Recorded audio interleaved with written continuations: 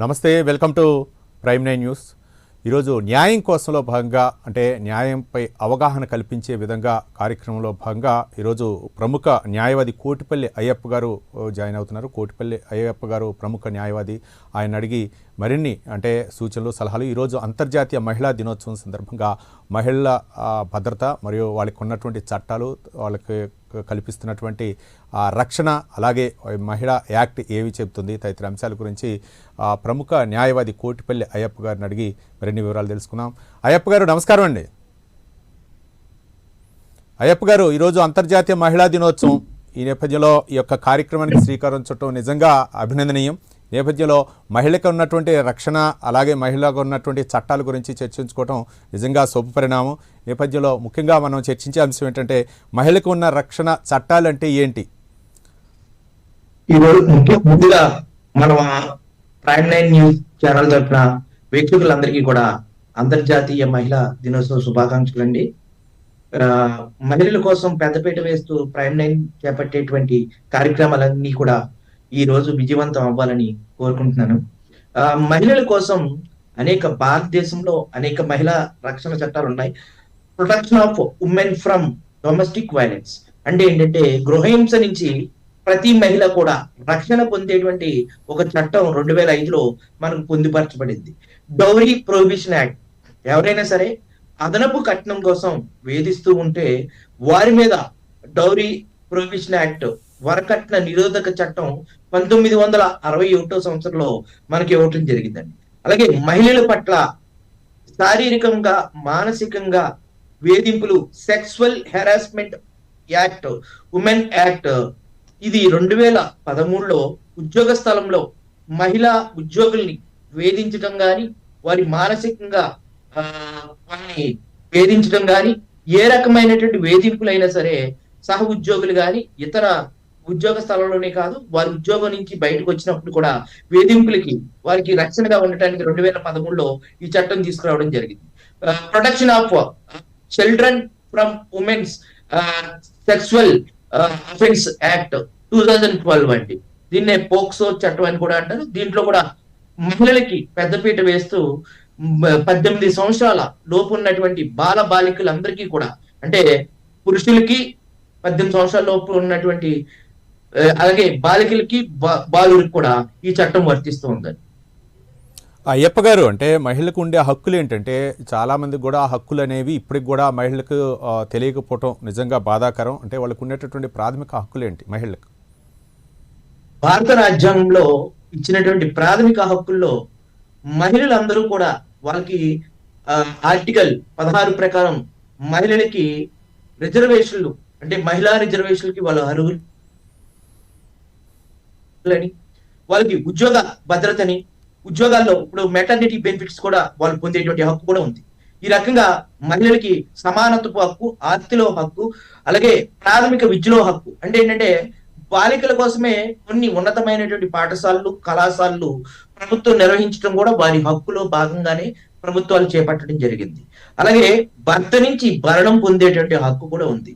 ఏదైనా వారు వివాహం అయిన తర్వాత భార్యని కనుక వదిలేస్తే వారు భర్త నుంచి కూడా భరణం పొందేటువంటి హక్కు, అలాగే మెటర్నిటీ బెనిఫిట్స్ పొందేటువంటి హక్కు, అలాగే మహిళలకు గర్భం సమయంలో కూడా ప్రభుత్వాల నుంచి వచ్చేటువంటి అనేక రకాల స్కీముల నుంచి కూడా వారు పొందేటువంటి హక్కులు కూడా మహిళలకి మనకి రాజ్యాంగం ద్వారా కానీ ప్రభుత్వాల ద్వారా కానీ అనేక హక్కులు పొందుపరచబడ్డాయి. అయ్యప్ప గారు, అంటే మీరు చెప్తున్నటువంటి అంశాల్లో సమాన హక్కు, విద్యా హక్కు, ఉద్యోగ హక్కు, అలాగే ఆస్తి హక్కు, భరణం హక్కు, అలాగే న్యాయం కోసం పొందేటటువంటి హక్కు కూడా ఇవన్నీ ఉన్నాయి. ఇవన్నీ కూడా అంటే సులభతరంగా అంటే మహిళలందరికీ కూడా అవగాహన ఉంటుందా, లేకపోతే ఇవన్నీ కూడా అవగాహన కల్పించాలంటే ఏ కార్యక్రమాలు చేయాలంటారు? ఈ రోజున అంతర్జాతీయ దినోత్సవం రోజున మాత్రమే మహిళల కోసం ప్రత్యేకించి హక్కుల కోసం మనం మాట్లాడుతున్నాం.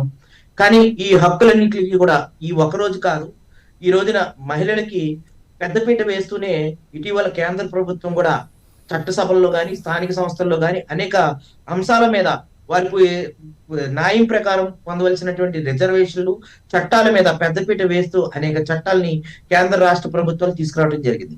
కానీ ఈ చట్టాలని పూర్తి స్థాయిలో అమలు చేయటంలో ప్రభుత్వాలు పూర్తిగా విఫలమవుతున్నాయండి. వాటి మీద చేయాలి.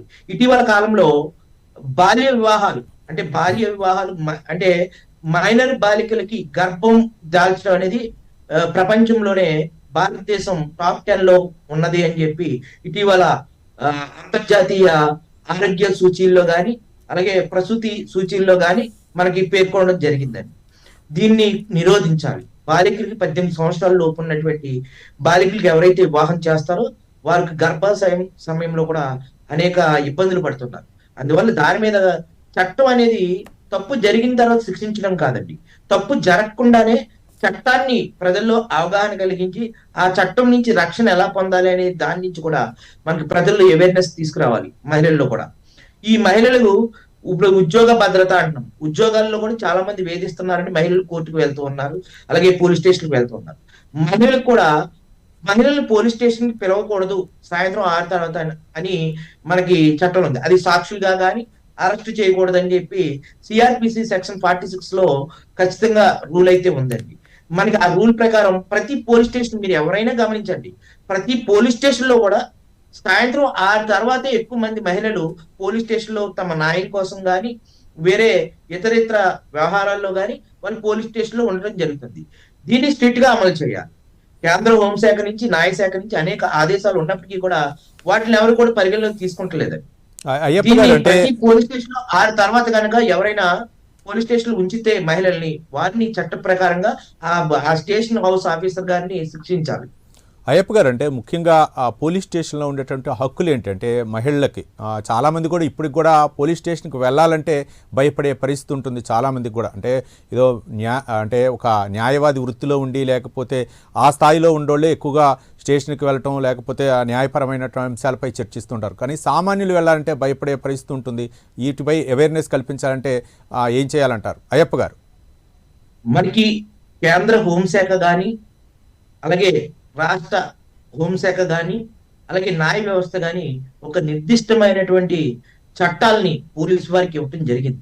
ఆ చట్టాలని అమలుపరిచి ఆ చట్టం ద్వారాగా దోషులు ఎవరైతే తప్పు చేస్తారో చట్టానికి అప్పగించడం వరకే అండి. కానీ పోలీసులు 100కి 100% కూడా మన భారతదేశంలో చట్టాలని గౌరవించట్లేదండి. 100కి 100%. ఎందుకంటే మహిళల్ని ఎప్పుడు కూడా 41 నోటీసు వారి ఇంటి దగ్గర మాత్రమే ఇవ్వాలి. వాళ్ళని స్టేషన్ పిలిపించి మహిళలు కూడా స్టేషన్ పిలిపించేస్తున్నారు. అలా కాకుండా ఒక సాక్షిలో ఒక కోర్టు ఒక సాక్షి ఎవరికైనా ఒక సాక్షికి నోటీస్ ఇవ్వాలండి. వాళ్ళని పోలీస్ స్టేషన్ పిలిపించి రికార్డ్ చేస్తున్నారు. సాయంత్రం పూట మహిళల్ని 6 తర్వాత అరెస్ట్ చేయకూడదు. మహిళల్ని అరెస్ట్ చేయాలంటే ఒక మహిళ పోలీసు యొక్క సహాయ సహకారాలతో మాత్రమే అరెస్ట్ చేయాలి. ఇవేవి కూడా దాదాపుగా పాటించట్లేదు. యాజ్ ఏ లాయర్ గా చూస్తూ ఉన్నాను. దాదాపుగా 100కి 100% పోలీసులు ఇటువంటి అడిగాను, మీ చట్టాల మీద మీకు అవగాహన ఉన్నదా అది ఇదని బెదిరించటం ఇటువంటి ధోరణిలో ఉంటుంది. చట్టాన్ని 1% కూడా గౌరవించట్లేదు. అది మటుకు నేను చూశానండి, చాలా చూశాను.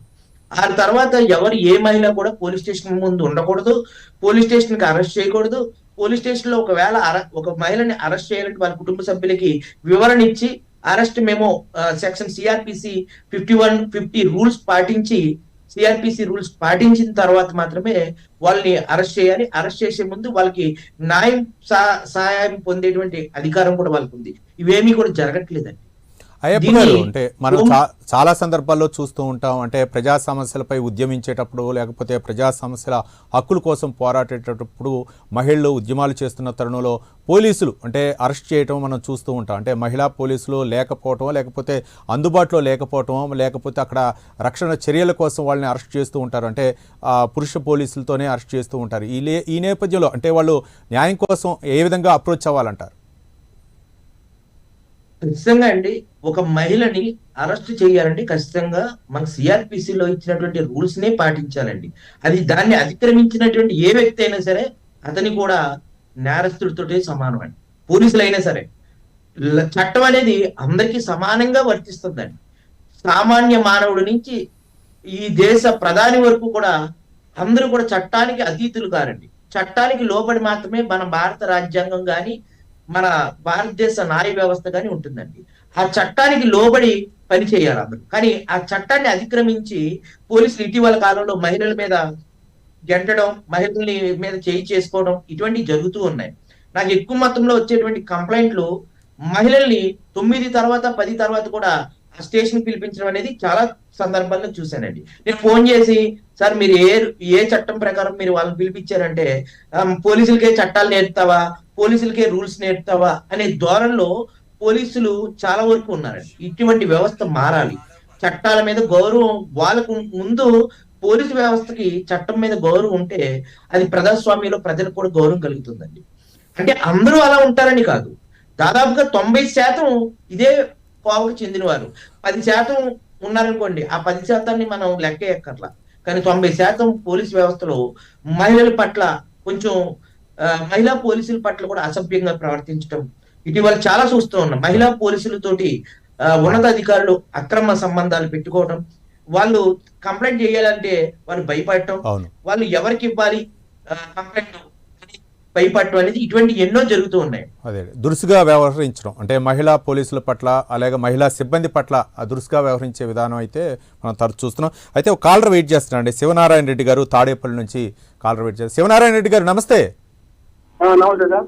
మీ సమస్య చెప్పండి మన కోటిపల్లి అయ్యప్ప గారికి. హలో నమస్తే సార్. నమస్కారం అండి. నమస్తే సార్. చెప్పండి. చెప్పండి చెప్పండి. మరి న్యాయమండలి కోర్టులలో పేదలకైతే ఒక రకము, రాజకీయ నాయకులకైతే ఒక రకము, వాళ్ళని అరెస్ట్ ఎందుకు చేయకూడదు సార్? పేదలైతే బెదిరిస్తారు, 2వ దఫా వారెంట్ వచ్చింది అని పోలీసులు వచ్చి ఓకే అండి. మిమ్మల్ని రాజకీయ ప్రలోభాలతో మిమ్మల్ని అరెస్ట్ వారెంట్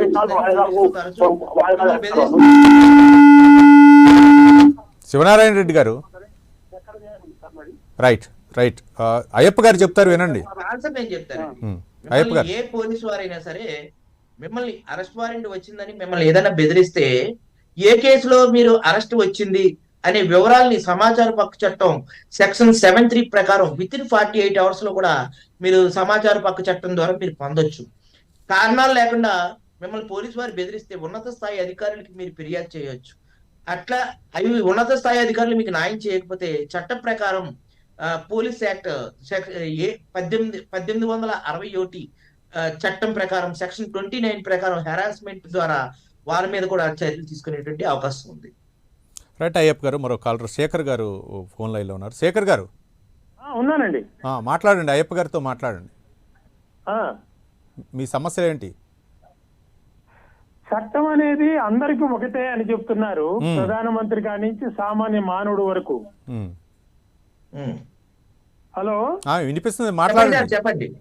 అదే చట్టం అనేది అందరికీ ఒకటే అంటున్నారు. ఎక్కడుందండి? ఆంధ్రప్రదేశ్ లో గాని రాజకీయ నాయకులకు ఒక చట్టము, ఎక్కడైనా రాజకీయ నాయకులకు ఒక చట్టము, సామాన్య మానవులకు ఒక చట్టం. సామాన్య మానవులకు తప్పు చేస్తే చిన్న తప్పుకు కూడా జైలుకు పోతారు. రాజకీయ నాయకులు తప్పు చేస్తే నాదేనా? చెప్పండి శేఖర్ గారు. వస్తుంది అదే. రైట్, ఇదే అంటే మీ యొక్క సమస్య ఏంటంటే రాజకీయ నాయకులకు ఒక చట్టం, మాకు అంటే పేద ప్రజలకి సామాన్యులకు ఒక చట్టం విధంగా ఉంటుందని చెప్పేసి మీ యొక్క సందేహం. రైట్, కోటిపల్లి అయ్యప్ప గారు చెప్తారు వినండి. ఖచ్చితంగా అండి. భారత రాజ్యాంగంలో రాజ్యాంగాన్ని గౌరవించట్లేదు, చట్టాలని సరిగ్గా అమలు చేయట్లేదండి. ఈ వ్యవస్థకి రాజకీయ నాయకులు అనే కంటే కూడా ఈ రాజకీయాలకి మూల ఆధారమైనటువంటి ఓటు బ్యాంకింగ్ వ్యవస్థ అనేది మెయిన్ అండి. వయోజన ఓటు హక్కుని, సార్వత్రిక వయోజన ఓటు హక్కుని మనం సరిగా వినియోగించుకుంటే ఇటువంటి సమస్యలు ఉండవండి. ఒక నాయకుడు, తప్పు చేసిన నాయకుడు చట్టసభల్లో జడ్జిగా వెళ్తున్నాడు, ఏ తప్పు చేయలేనటువంటి అమాయకులు జైలులో మగ్గుతున్నారు. దానికి ఉదాహరణ సత్యం బాబు అండి. ఆయసమీర హత్య కేసులో ఉన్నటువంటి సత్యం బాబు. అలాగే మొన్న కల్తీ మద్యం కేసులో ఢిల్లీ అరవింద్ కేజ్రీవాల్ గారు కానీ ఇటువంటి ఎంతో మంది తప్పు చేయకుండా నెలల పాటు, సంవత్సరాల పాటు జైల్లో ఉన్నటువంటి సంఘటనల్ని మనం చూస్తూ ఉన్నాం. ఇటువంటి ఏంటంటే అధికారం ఎవరికైతే ఉందో వారికి మాత్రమే చట్టాలు బలంగాను, బలహీనులకి బలంగాను, బలవంతులకి బలహీనంగాను ఉన్నదని మనం ఎప్పుడు చెప్పుకుంటాం ఉండండి. అదే లాయర్ గా మన ప్రోగ్రామ్ మాత్రమే మనం చేయగలం తప్ప ఈ వ్యవస్థని మనం మార్చేటువంటి అంత శక్తి, అంత ఇది గాని మనలో లేదు. మనం చేయవలసిందల్లా మనకున్నటువంటి ఓటు అనే ఆయుధం ద్వారానే మార్చలేదు. అయ్యప్ప గారు, అంటే ఇంతకుముందు శేఖర్ గారు అడిగినట్లు ఆయన యొక్క సందేహం ప్రకారం అంటే పెద్దవాళ్ళకు ఒక న్యాయం, చిన్నవాళ్ళకు న్యాయం, కానీ ఏదైనా సరే న్యాయస్థానాలు అవ్వచ్చు, లేకపోతే చట్టాలు అవ్వచ్చు, సాక్ష్యాలనే పరిగణలోకి తీసుకుంటాయి. కొంతమంది రాజకీయ నాయకులు సాక్ష్యాలని ప్రవేశపెట్టేటప్పుడు అవ్వచ్చు, లేకపోతే వాళ్ళు న్యాయవాదులు తీసుకునేటటువంటి ఆ జాగ్రత్తలు అవ్వచ్చు. కానీ సామాన్యులకు ఆ యొక్క సాక్ష్యాలు అందకపోవటమే ఒక ప్రధానమైనటువంటి కారణం అనుకోవచ్చా? 100కి 100% అండి.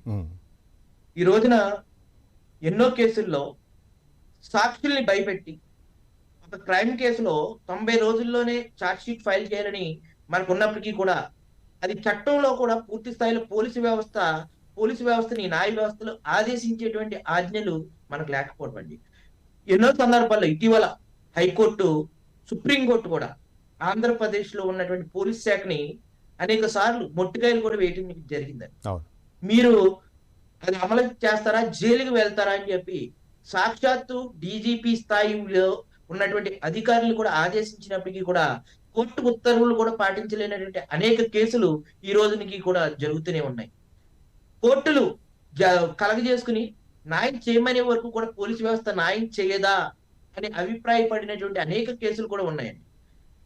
ఇటీవల కాలంలో ఒక కోర్టు జస్టిస్ సోమయాజులు గారి యొక్క పూర్తి బెంచ్ ధర్మాసనం రౌడీ షీట్ అనేది ఓపెన్ చేయాలంటే దానికి ఒక నిర్దిష్టమైనటువంటి పరిమితులు, అవి ఊరికే ఉల్లంఘన చేయొద్దని చెప్పింది.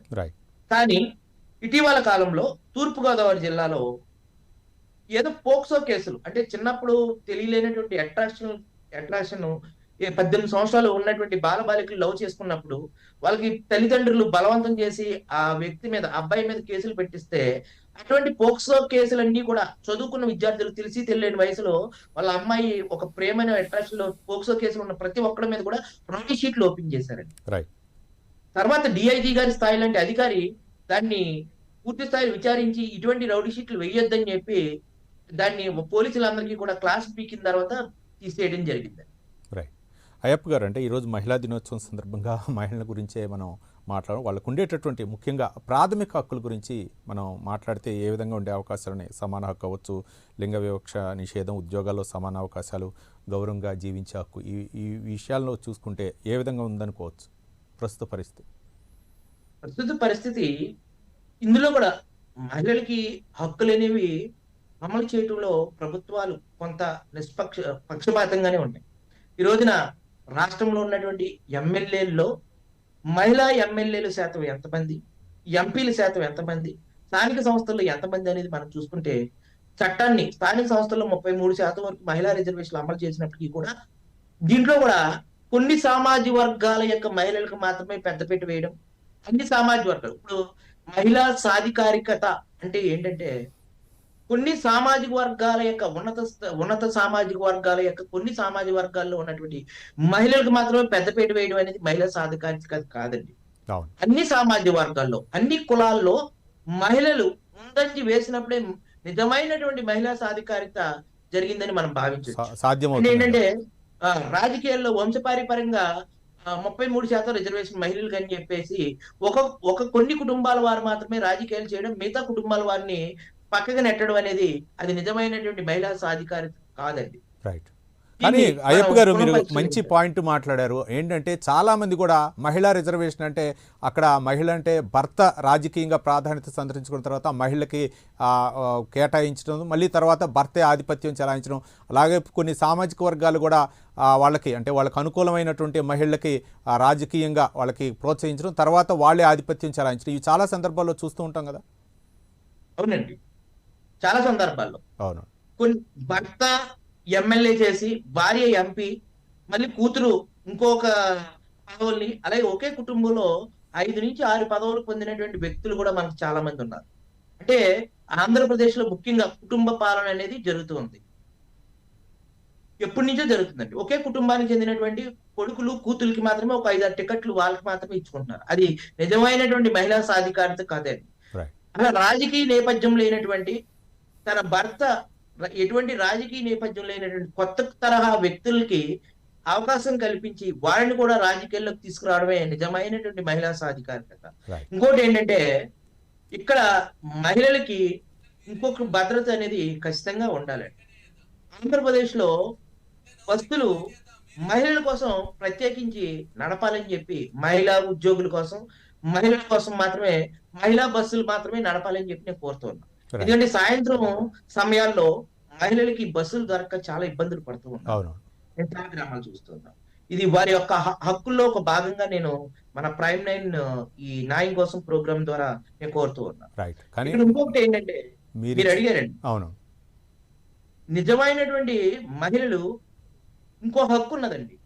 ప్రతి మహిళ కూడా తెలుసుకోవాల్సింది, మహిళలకి అన్యాయం జరిగినప్పుడు వారు ఏ పోలీస్ స్టేషన్ నుంచి అయినా సరే కేసు పెట్టొచ్చు. వారికి అందుబాటులో ఉండేటువంటి ఏ పోలీస్ స్టేషన్ లో అయినా సరే కంప్లైంట్ తీసుకోవాలి. అది మహిళల యొక్క హక్కు అండి. అవును. చాలా మంది మా పోలీస్ స్టేషన్ పరిధికి రాదండి అనే చట్టం ఎక్కడా లేదు. అవును. ఏ పోలీస్ స్టేషన్ పరిధి అంటే పోలీస్ అనే వ్యక్తి రక్షకుడు. అవును. ఆయన ఏ పోలీస్ స్టేషన్ లో ఉన్నా సరే కంప్లైంట్ ముందుగా తీసుకుని ఆ సంబంధిత పోలీస్ స్టేషన్ కి ఫార్వర్డ్ చేయవలసిన తర్వాత బదిలీ చేయొచ్చు అంటారు. తర్వాత బదిలీ చేయాల్సినటువంటి. రైట్. అయ్యప్ప గారు, మనకు సతీష్ కుమార్ గారు ఏలూరు నుంచి కాలర్ వెయిట్ చేస్తున్నారు. సతీష్ కుమార్ గారు నమస్తే. నమస్తే సార్. నమస్తే. అయ్యప్ప గారితో మాట్లాడండి, మీ యొక్క సందేహం ఏంటి? సార్, నా పేరు సందుల సతీష్ కుమార్ అండి. మేము బేడా బుడ్గ జంగం కులానికి చెందినటువంటి వాళ్ళం, ఎస్సీ కులానికి చెందిన వాళ్ళం. ఉమ్మడి ఆంధ్రప్రదేశ్ గా ఉన్నప్పుడు తెలంగాణ ప్రాంతం నుంచి చాలా కుటుంబాలు ఆంధ్రప్రదేశ్ కి వచ్చి జీవిస్తా ఉన్నాయి. మా మీద ప్రభుత్వాలు కక్ష కట్టి ఇటు రాష్ట్ర ప్రభుత్వం, కేంద్ర ప్రభుత్వము ఎస్సీ జాబితాలో ఉన్నటువంటి మమ్మల్ని ఎస్సీ జాబితాలో నుంచి తొలగించడం జరిగింది సార్. ఇప్పుడు ఆంధ్రప్రదేశ్ లో మేము ఎస్సీలో గానీ, ఎస్టీలో గానీ, బీసీలో గానీ, ఓసీలో గానీ, మైనారిటీలో గానీ ఏ జాబితాలో కూడా లేవు సార్. మేము ఇప్పుడు మా పిల్లల చదువుకి దూరం అయిపోయి 18 ఏళ్ళు అయింది సార్.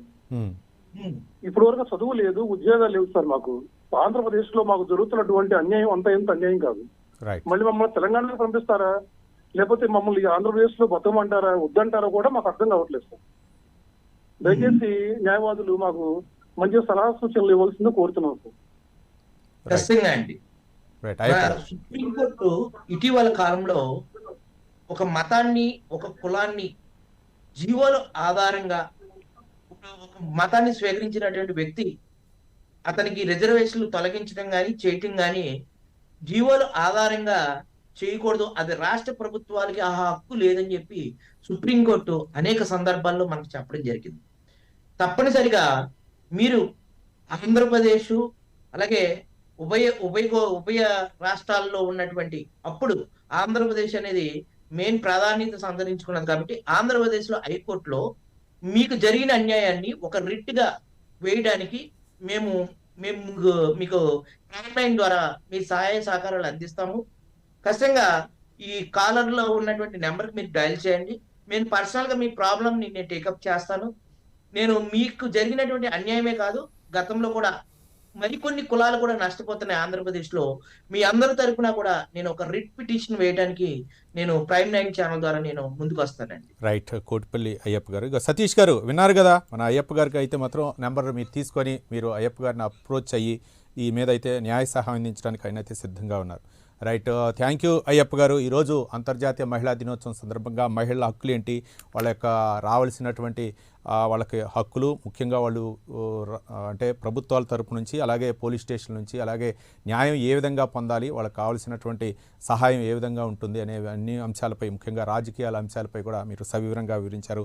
ధన్యవాదాలు కోటిపల్లి అయ్యప్ప గారు. ఇది ఇవాళ న్యాయం కోసం అంశంలోని ప్రధానంగా అంతర్జాతీయ మహిళా దినోత్సవం సందర్భంగా మహిళలకు కల్పిస్తున్నటువంటి, ప్రభుత్వాలు కల్పిస్తున్నటువంటి రక్షణ చట్టాలు అవ్వచ్చు, లేకపోతే వాళ్ళకి ఉన్నటువంటి హక్కుల్ని ఏ విధంగా ఉపయోగించుకునేటటువంటి అంశంపై కోటిపల్లి అయ్యప్ప గారు అయితే మాత్రం సవివరంగా వివరించారు. మరో అంశంతో మళ్ళీ కలుద్దాం. చూస్తూనే ఉండండి ప్రైమ్ 9 న్యూస్.